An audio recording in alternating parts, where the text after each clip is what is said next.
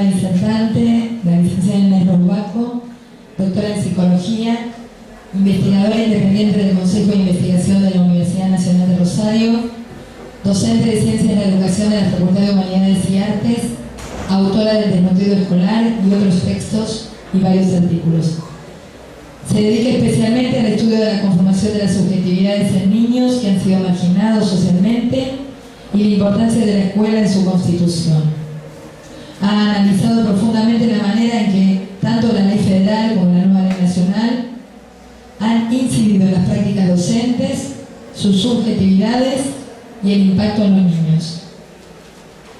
Hoy, su ponencia versará acerca del objetivo de las políticas educativas que buscan formatear las subjetividades en función de las necesidades del mercado, la instalación de un niño con potencialidades ilimitadas, que solo necesita de la escuela y que la escuela y los docentes le ofrezcan condiciones para que éstas se desplieguen, borrando así las condiciones históricas y humanas de los sujetos del proceso de enseñanza-aprendizaje, con lo que se considera una serie de consecuencias para la estructuración psíquica de los niños y derivando en la destrucción o desvalorización del rol docente.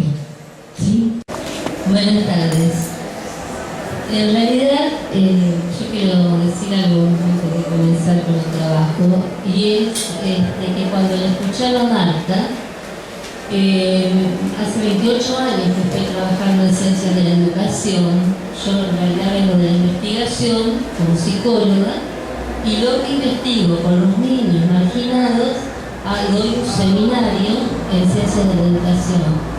Y quería decir, Marta, que realmente no podía dejar de pensar en mis alumnos, porque vienen con un pensamiento único. En toda la carrera ven la misma bibliografía que es la que está produciendo el posmodernismo, la cual hasta podría pensarse que es endogámica, porque son 6, 7 autores, no son muchos más, que se citan unos a otros. Entonces yo te escuchaba y bueno, yo me estoy peleando en mi cabeza, no con personas, sino en mi cabeza, con todas estas propuestas del posmodernismo, porque encuentro que han hecho estragos, no solo en el intento de destruir a un docente, el docente que se pensaba antes, sino también como esto ha impactado en la subjetividad de los niños. Porque estoy convencida de que la escuela, como voy a tratar de explicar, forma parte del psiquismo. Es decir, yo soy psicoanalista, pero no estoy de acuerdo con pensar que en la infancia temprana se constituye el psiquismo. Creo que cuando uno lee, digamos, psicoanálisis, por lo general encuentra y los discursos familiares que enriquecen el psiquismo. Yo creo que esto no es así, y esto me lo ha demostrado una práctica muy intensiva en zonas marginadas, en donde quizás esto se tomaba como natural y se pensó en la época de Freud como algo que venía de la familia, porque estaba cubierta la parte pública, estaba tan naturalizado pasar de lo público, que entonces tal vez ha pasado desapercibido. Es una suposición.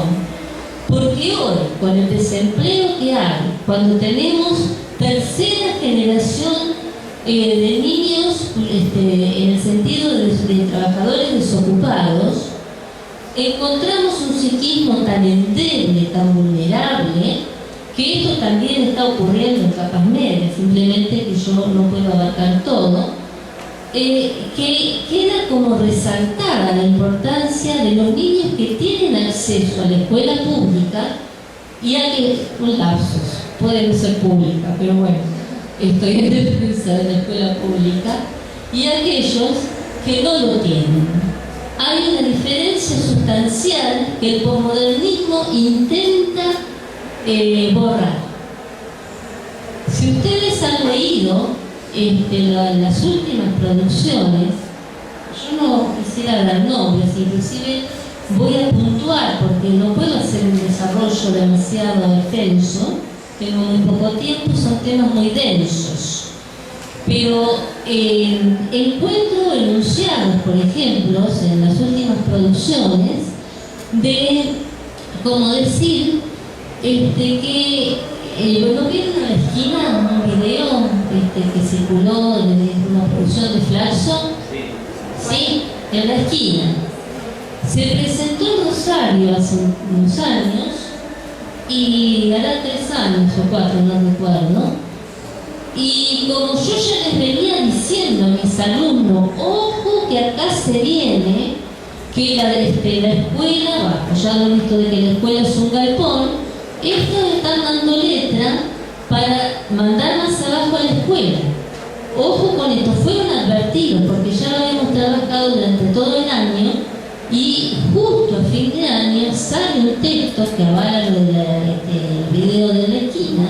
Entonces, una de las alumnas le preguntó a la que estaba presentando el video, le preguntó qué pasa con el legado cultural. ¿Para usted es importante?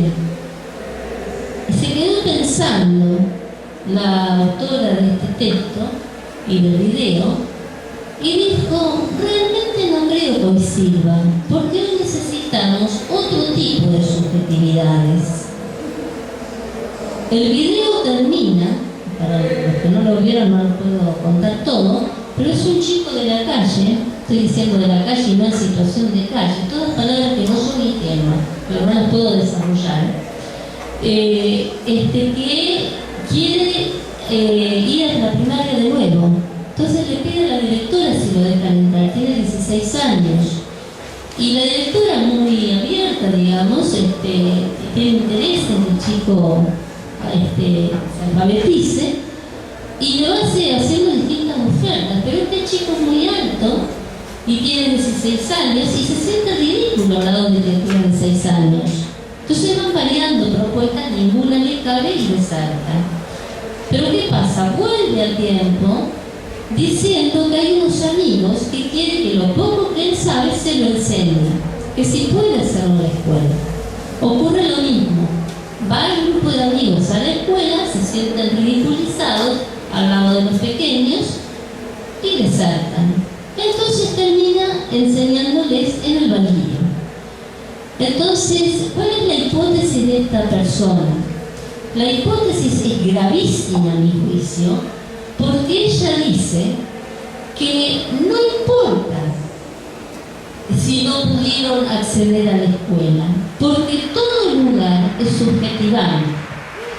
Esa fue la conclusión. El video que se llama La Esquina es porque los chicos que viven detrás de la vía, detrás de la ruta,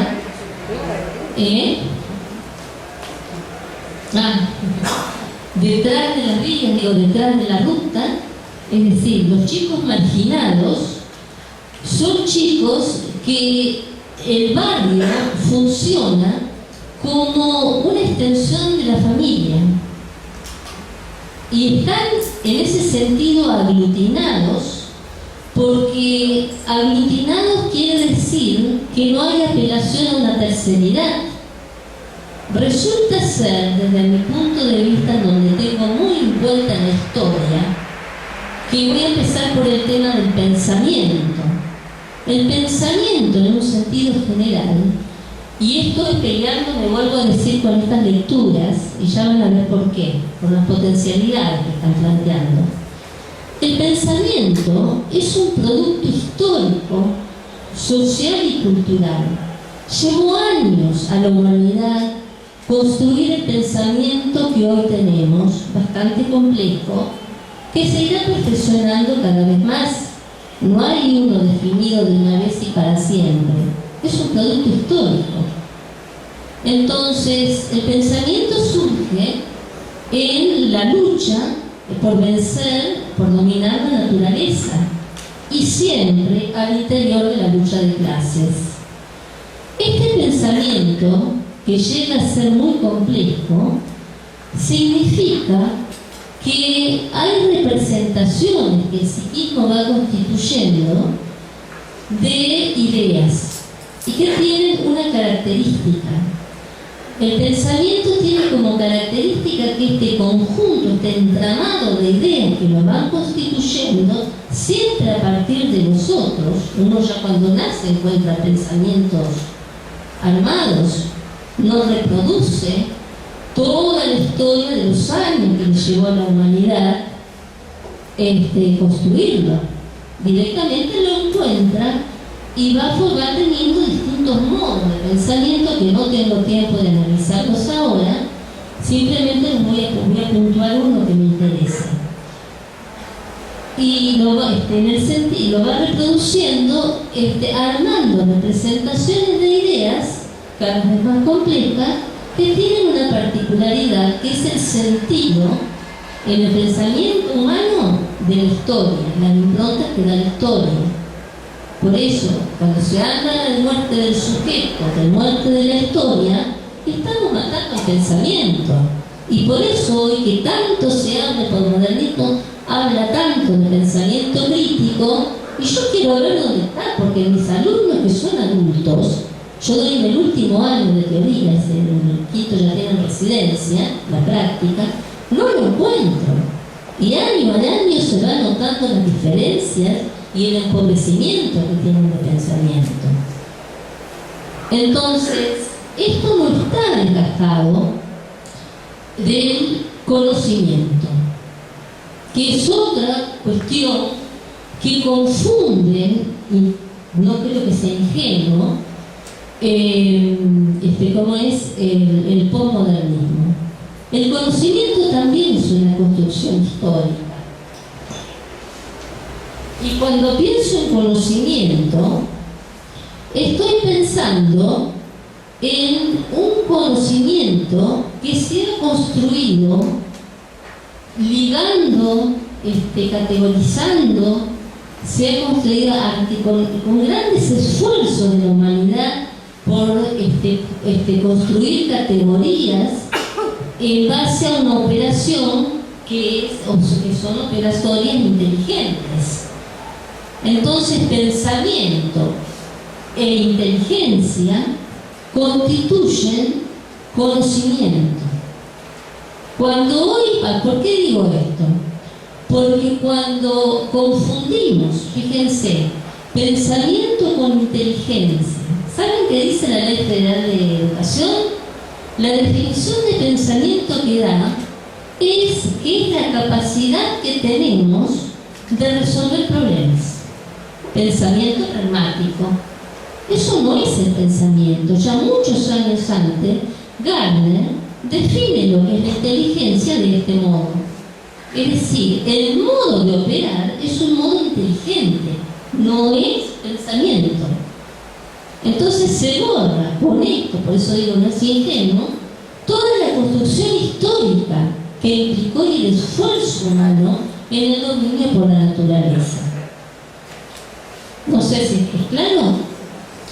Bien, entonces cuando tenemos estas nuevas políticas a partir del neoliberalismo, yo creo, ustedes sabrán, que un masazo importantísimo que tuvo que dar el neoliberalismo para instalarse fue la cuestión de la destrucción de los colectivos, porque nadie piensa solo, porque pensamos unos con otros y desde los otros.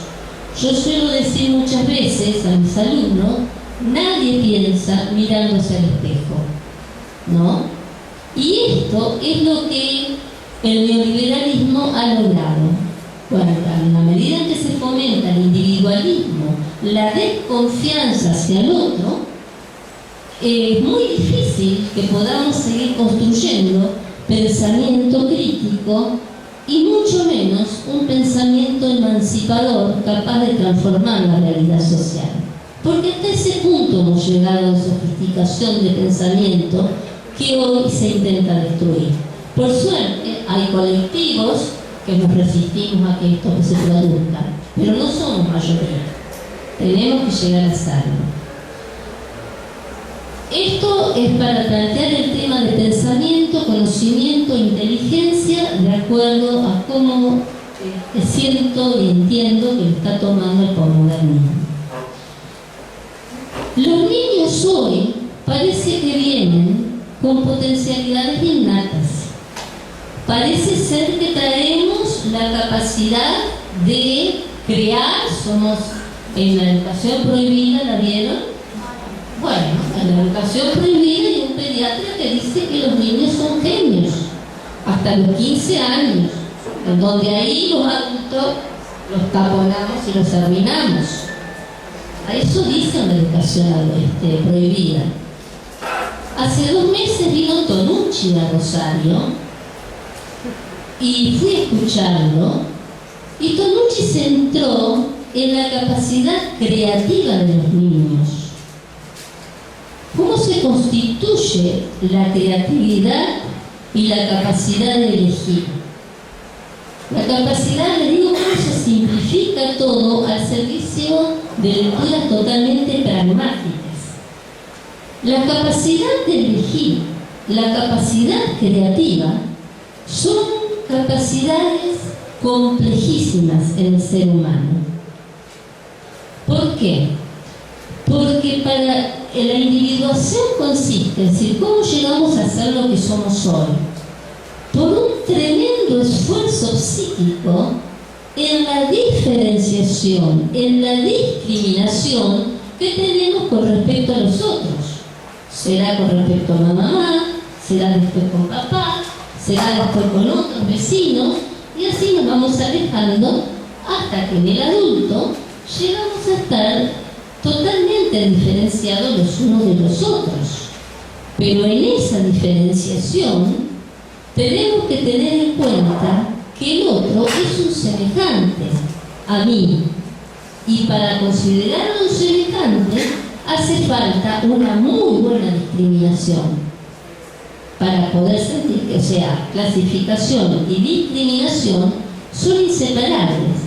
Claro, yo lo estoy contando muy rápido, pero si les cuento en el chiquito cómo se va construyendo todo este proceso de diferenciación, que se hace siempre con mucha angustia, porque crecer causa angustia, es un proceso muy complejo, ¿no? Muy complejo. En este proceso de discriminación, hoy juega un papel muy fuerte, y es algo, ahí ya me voy a ir a marginalidad, por eso dijo puntual las cosas porque no da para más el tiempo, pero es para que vean la complejidad. A mí se me pidió que hablara de este niño ideal que a veces se plantea. En realidad, no es un niño ideal el que se está trabajando en la psicología, que tal vez ustedes con la que se han formado, sino que son las hijas de Piaget, así titulé un trabajo, porque Piaget se casa en el año 23. Entonces, sus 3 hijos, por deducción porque no encontré los datos, deben haber nacido a fines de la década del 20, principios de los 30, ¿no? Porque tuvo 3 hijos a los cuales observó y teorizó, ¿no? Es decir, y de clase media acomodada, porque ya Piaget venía de una clase media muy acomodada. Entonces los chicos, y si vamos a marginalidad ni hablar, que hoy tenemos en las aulas, ¿y qué tienen que ver con esa realidad? Si, como dije, cuando salí a fines de los 90 intenté advertir, ojo que acá estamos teniendo chicos que son totalmente inéditos en nuestra historia. Yo nunca vi a estos chicos, llevaba muchos años trabajando. Pero claro, se nos estaba viniendo el neoliberalismo encima. Y era terrible pensar que un chico desconfiara de la maestra. A nadie se le cruzaba por la cabeza esto que hoy es tan obvio. A nadie se le cruzaba por la cabeza, pero claro, en un análisis, en esa época yo trabajaba de forma más tradicional, digamos, con el psicoanálisis, y me daba cuenta que la base de todo era la desconfianza de lo que ocurría en el crecimiento psíquico, digamos, del niño. Una de las cosas que empecé a notar y que casi hoy lo podría asegurar, y sé que hay autores que comparten esto, como por ejemplo un psicoanalista Aclaro bastante este punto porque pueden pensar, no, está tan naturalmente dado el pensamiento mágico omnipotente. Hay un psicoanalista que trabajó con Brunner en África y en una comunidad muy común que parecía hambruna, este psicoanalista le advirtió a Piaget: mirá que yo acá no veo pensamiento omnipotente. Claro, la hambruna era muy grande. Poder sostener, esta es mi interpretación, un pensamiento mágico omnipotente en el niño implica confiar en que hay un adulto que le dé lo que él necesita recibir. Si hay hambruna, esa mamá lo podrá querer muchísimo a su bebé.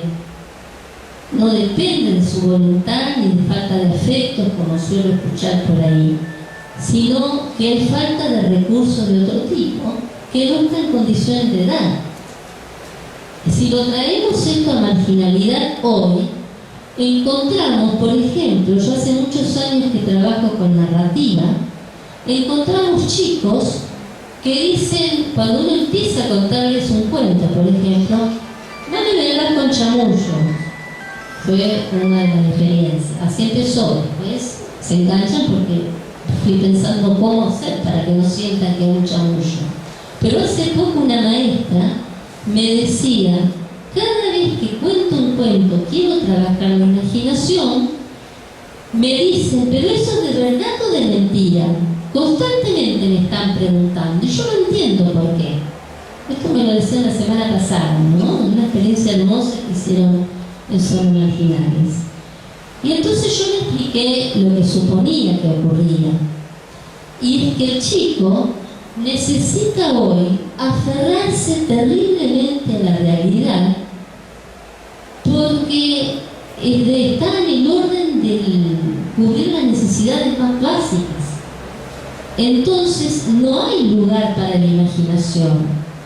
Y hoy día, confieso, me siento hasta un poco ridícula de haber trabajado tantos años narrativas, si bien me dio muy buenos resultados las propuestas que he pensado y las estoy escribiendo, pero pienso, una duda que tengo, ¿no?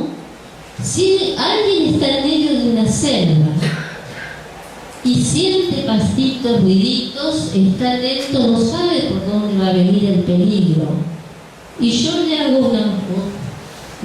una propuesta: ¿querés que te cuente un cuento? Vamos a fantasear. Y le estamos quitando por ahí defensas para que esté más atento todavía y pueda defenderse. Me parece que algo de este orden que está ocurriendo con los niños marginales, y esto es terrible. La base, y acá es algo común, porque yo estoy hablando de marginalidad, pero llevado a un plano de chicos, digamos, voy a generalizarlo, y voy a generalizarlo en los mayores. Acá hizo falta un terrorismo del Estado que instalara un terror, para cerrarlo con lo que empecé, que instalara un terror para acabar con el pensamiento crítico que en toda Latinoamérica se estaba dando y de qué modo. Y pensamiento emancipador. Estamos hablando de años de fuertes pensamientos críticos, ¿no? Vino, por eso habrá otras causas, por supuesto, no, sería un reduccionista pensar que es lo único, pero creo que en la subjetividad fue importante que impactara con terror para poder años después implantar el neoliberalismo. Sin terror, o sea, sin el quiebre con el pasado, con el legado cultural, quizás esto no hubiera sido posible. Entonces, la base es la desconfianza que tenemos los unos de los otros. Y esa desconfianza es fundamental, es necesaria para la circulación de la libre mercancía. ¿Puedo seguir? ¿Tengo un relato más? Termino con algo, otro punto, digamos, que me gustaría comentarles, que hay muchísimas cosas, ¿no? Y que tiene que ver, porque me parece importante para las aulas, que tiene que ver con una suerte de concepción de autoengendramiento que aparece con la Ley Federal de Educación. Y esto la Ley Federal no se da acá, pero las reformas vienen de Inglaterra, pasa a Estados Unidos, va a España, después de mucho dispersarse por ahí, llega a la Argentina, ¿sí? La ruptura entonces con el legado cultural era un punto fundamental. Por lo tanto, el maestro normal no podía existir más, porque era el representante para mí de una época de la cual se estaba anunciando, ya se había anunciado hace bastante, su muerte. Hubo que instalar nuevas subjetividades más pragmáticas. Y el autoengendramiento a los niños que hoy encontramos en las propuestas, tanto de Tonucci, estoy diciendo, como en las que dije antes, pero lo podemos llevar, por ejemplo, para comparar, y termino con esto, para que nos quedemos pensando, después si quieren charlamos más. Les voy a contar algo, ya que estamos cansados todos, es entretenido. Pensemos en cuentos universales. Pulgarcito, Hansel y Gretel, chicos que los llevaban los adultos y los abandonaban por X razones en el bosque. Los chicos se las rebuscaban para volver hacia los adultos, porque los adultos sin adultos no habían paro. Harry Potter es huérfano. Pero ¿qué diferencia tiene con Pulgarcito, con Hansel y Gretel, cualquiera de los cuentos clásicos que recuerden? Que Harry Potter no necesita de sus padres, porque él puede elegir. Ustedes recordarán que hay imágenes de la gran biblioteca que se le aparecen los libros, no los busca él. Cuando necesita un libro, el libro aparece, se sale de la biblioteca hacia él. Lo mismo ocurre en una serie de eventos desafortunados. Si tienen chicos, por ahí la vieron, en donde los chicos, lo que están mostrando en estas propuestas fílmicas es que no necesitan del adulto porque ellos tienen estas potencialidades. Y esto, a la hora de trabajarlo en el aula, está haciendo un efecto terrible, eso es lo que estoy notando. Porque como los chicos pueden, se les está pidiendo cuál es la función del docente. La función del docente ya no es la de un referente adulto que con toda la construcción histórica que llevó a que él constituyera su psiquismo, va a transmitir conocimientos y no información, que no es lo mismo. Y con esto va a hacer que el niño aprenda, pero a través de mecanismos identificatorios con un ser humano adulto que es de carne y hueso. Y esto es lo que en estas propuestas está totalmente, la están destruyendo, a todas este tipo de lecturas que teníamos. Yo no estoy queriendo volver atrás la rueda de la historia. Estoy queriendo ir hacia adelante, pero entonces acá se plantea una disyuntiva. O trabajamos para que los niños recuperen todas estas potencialidades perdidas que solamente se constituyen a través de un otro humano adulto. Si bien los niños pares participan de la constitución psíquica, o nos quedamos con esto de que los niños pueden, y como no pueden, le ofrecemos propuestas de miles de talleres de todo tipo, de arte, de esto, de la cantidad de talleres, de música, de lo que sea, que no estoy en contra, pero es que parece ser, como viene la mano, que como los chicos pueden y tienen estas potencialidades, resultan más efectivas y atractivas estas propuestas que la de recuperar los modos que tal vez haya que pensar cómo hacer para que los niños se apropien del conocimiento, pero que tenemos que tender a luchar para que esto se dé de esta forma. Ningún chico crece si no sueña con crecer, decía un filósofo, un psicoanalista francés. Entonces, tenemos que soñar ese niño, alumno, para que él pueda soñarse creciendo. Porque siempre el deseo de soñar, de fantasear, de crecer, va a venir de un otro. Nada más.